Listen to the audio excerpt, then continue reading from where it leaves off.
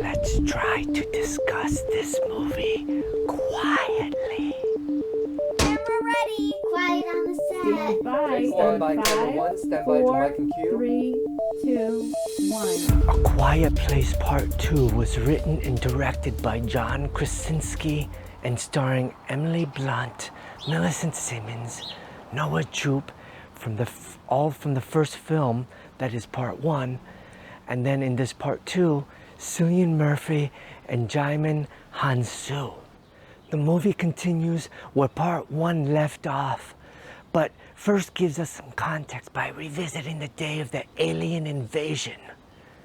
Both movies follow a white family who fight to survive a post-apocalyptic world after being invaded by blind aliens that look like giant monster insects.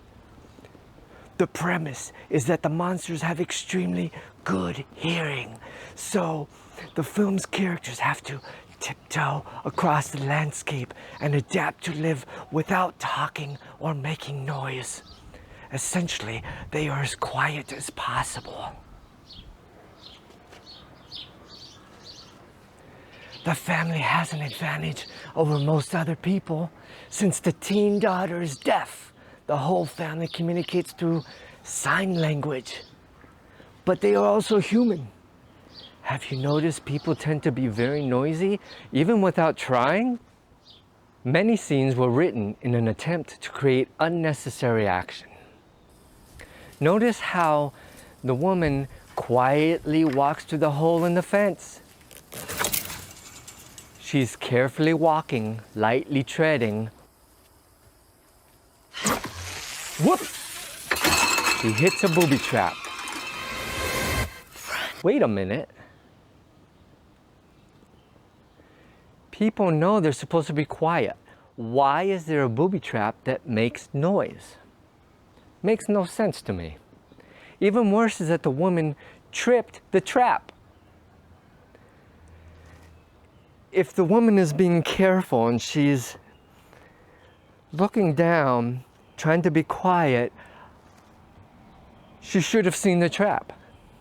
Plus, she's barefoot, so she should have felt it, because she's going very slowly and her ankle lightly taps the string or the wire or whatever that is, and she should have felt it and backtrack.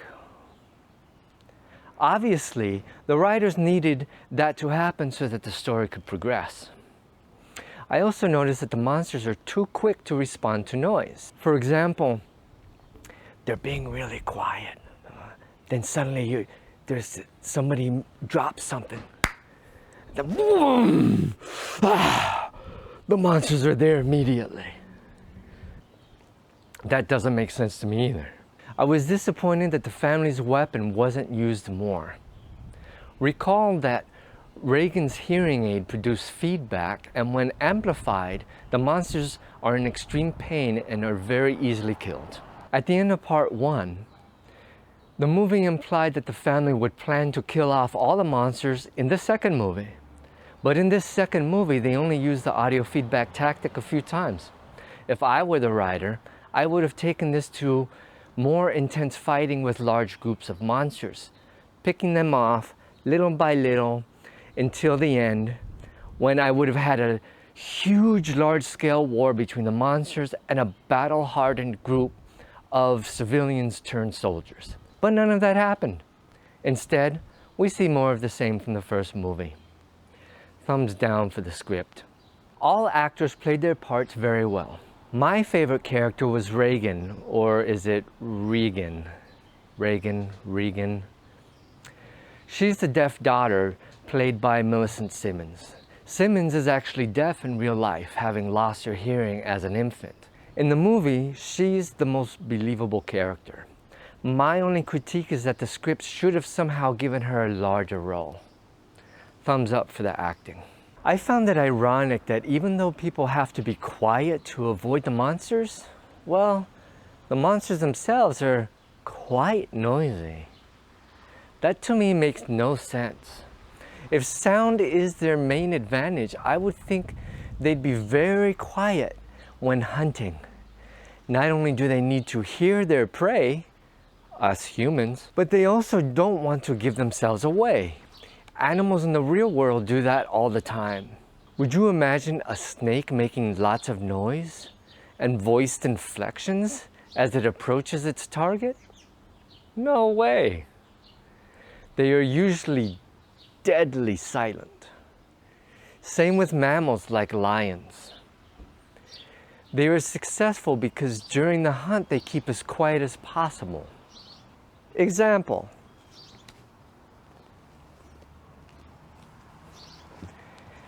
Here we have a giraffe. Here we have a lion.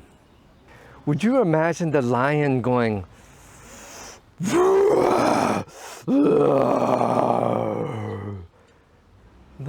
no, of course not. The giraffe would see and hear the lion and run away.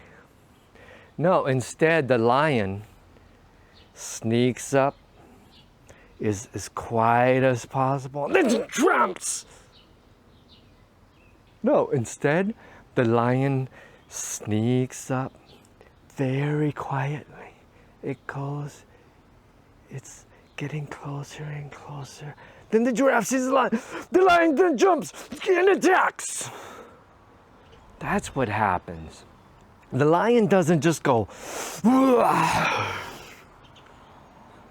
In the movie, the monsters make tons of noise before going in for the attack. Thumbs down for the audio. The monsters definitely looked digital, but I have to give a thumbs up to the special effects artists who had to make them look realistic. It must have been really hard as it takes a lot of imagination. Thumbs up. The color grade of the film had very saturated colors. In some scenes, there was too much saturation. I do like the skin tones, but the greens are sometimes too green. The dried grass on the island is too yellow, and so on.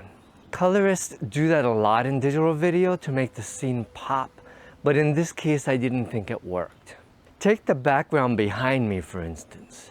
Right now I've adjusted the color grading so that the greens are roughly average.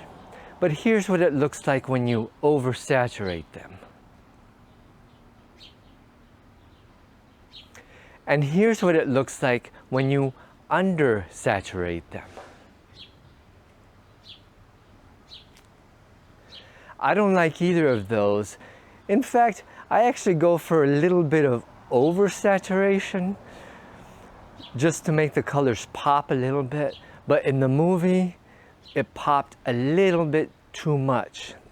And as I said, the greens were way too green. Thumbs down for the color grading. Overall, I give this movie a 7. Though I like the concept of monsters with extra sensitive hearing and people trying to live quietly, I don't think writers went far enough with the idea of silence. Moreover, the monsters are way too loud, which contradicts common knowledge of real-life animals. The ending leaves us hanging too, giving us a hint that there will be a part 3. If it were me, there wouldn't have been a part 3. Part 2 would have been the final showdown. At the very least, they would have used the weapon with the hearing aid causing feedback a lot more. Thanks for watching. You know what to do if you liked this video. If you didn't like this video, go ahead and click the thumbs down and tell me why in the comments section. Goodbye and have a good rest of your day.